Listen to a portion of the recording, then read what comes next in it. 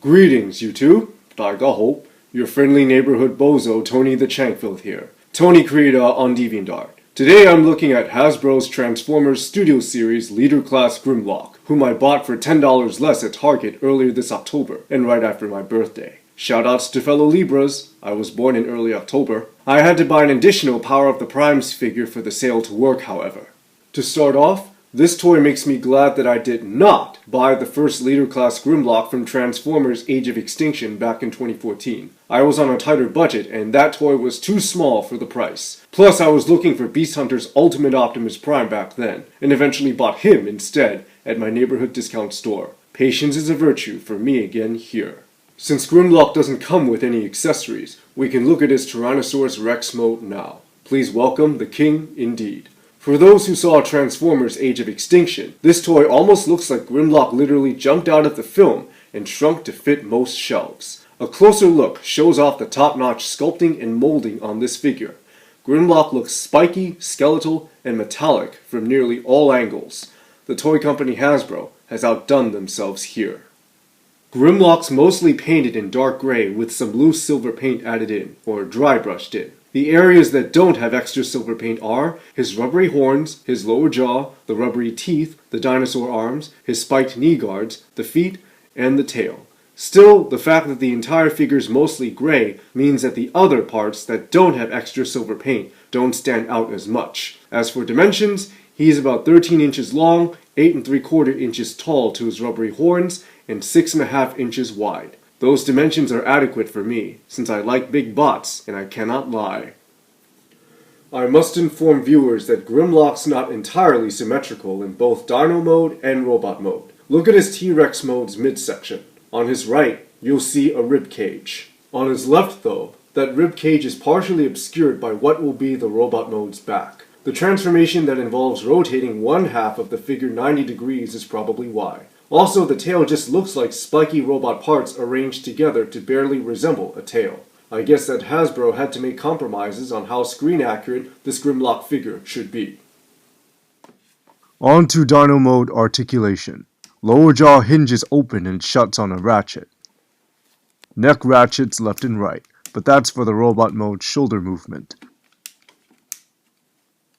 Dino arms are on a ball joint.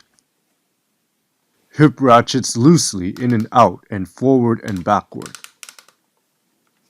Thigh swivel. Upper knee joint swivels while lower knee ratchets tightly. Finally, the feet are on ball joints.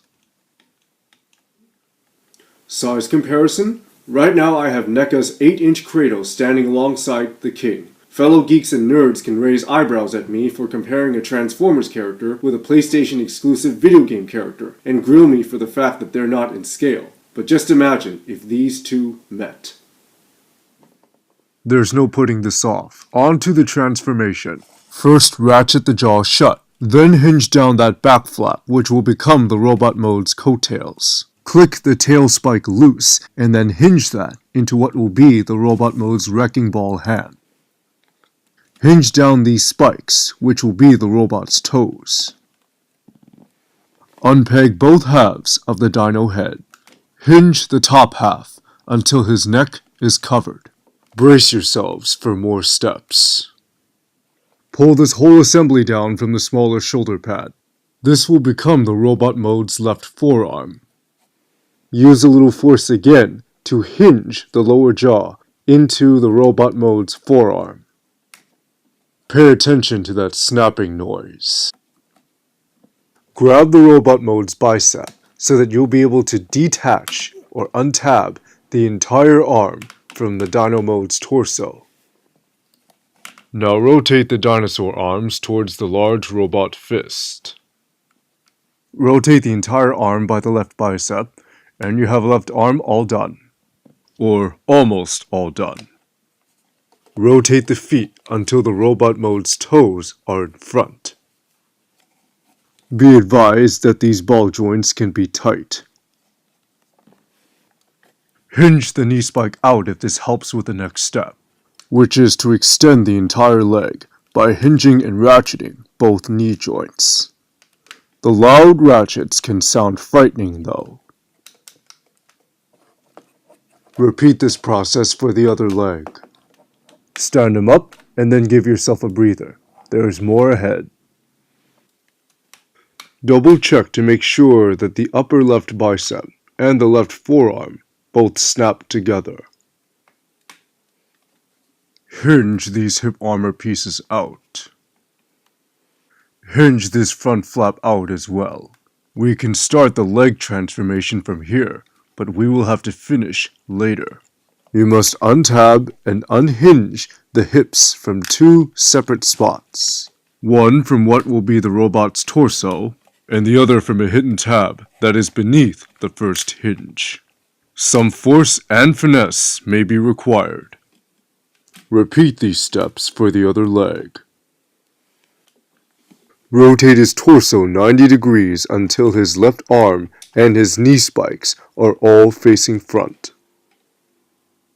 These two hinged pieces from the dinosaur's tail tab together to form the shoulder pad.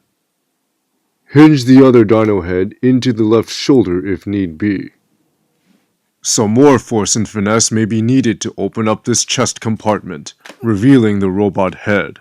The right shoulder pad might split in two when that happens, but we'll fix that later. As you've seen a few moments ago, hinge or flip the chest compartment until the robot head is shown. Snap the chest compartment back together. Hinge Grimlock's spiky horn up. Tab the two halves of his right shoulder pad back in if you have to. Back to the leg transformation. Had to film from another angle to see better while transforming Grimlock's legs. One does not simply breeze through a Transformers review. I do not regret saying that. Anyway, now my objective is this assembly of parts which will make up Grimlock's hips. This is when force and finesse are really needed.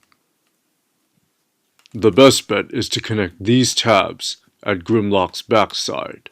Not so easy in person, I assure you, thanks in part to the hip armor pieces and other hinges hindering me. Now, you must push from the torso and the bottom of Grimlock's hips, so that you connect these tabs into the torso. Once that's done, rearrange the hip armor pieces so that the front flap can be flipped down without obstruction. Can't forget about his right arm. Ratchet the arm down, then swivel at the bicep until his elbow spike is positioned to his right. Flip or hinge down the knee spike again. Ratchet these smaller flaps down once, then hinge the entire flap down. Be sure to hinge the left shoulder pad in place. Finally, we have Grimlock in his robot mode.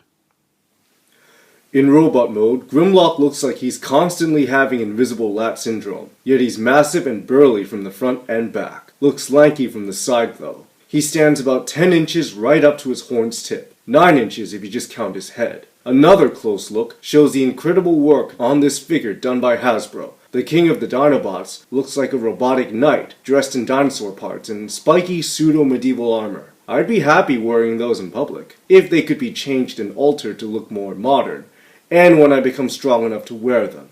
Gotta train some more later on. I apologize for not showing Grimlock from behind. Enjoy looking at that Dinobot for a few seconds.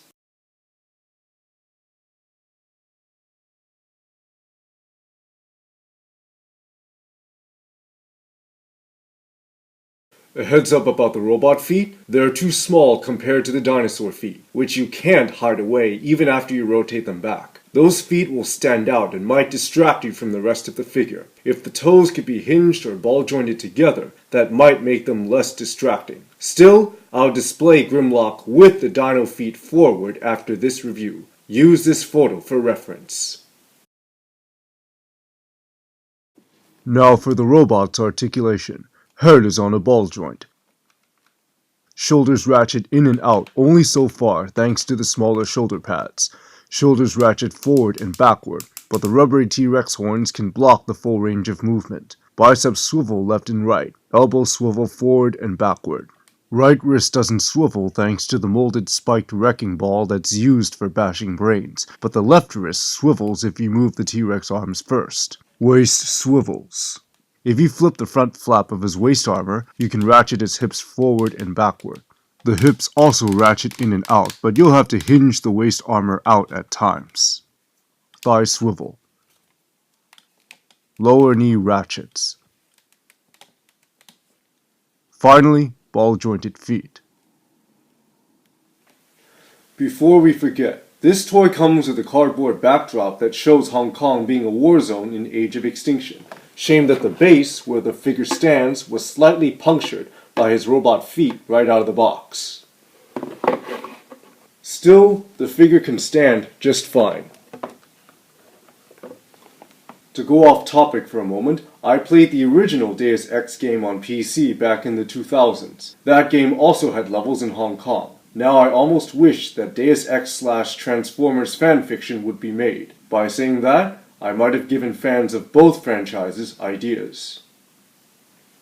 One more size comparison with Kratos here. Grimlock's robot mode towers over the former Spartan. No surprise. Pity that Grimlock is still shorter than previous leader class Transformers figures, which stood up to 10 inches at most. Also a pity that I don't have other Dinobot figures that I can place next to Grimlock. No Dinosaurus line here. Har har. In conclusion, Studio Series Grimlock is one of the best figures to come from the live-action film toy line, thanks to his magnifique paint and sculpt work. He looks good in both modes, despite his simple transformation. He's not without his faults, though. Again, those loose hip ratchets and those tabs on or near his unmentionables concern me.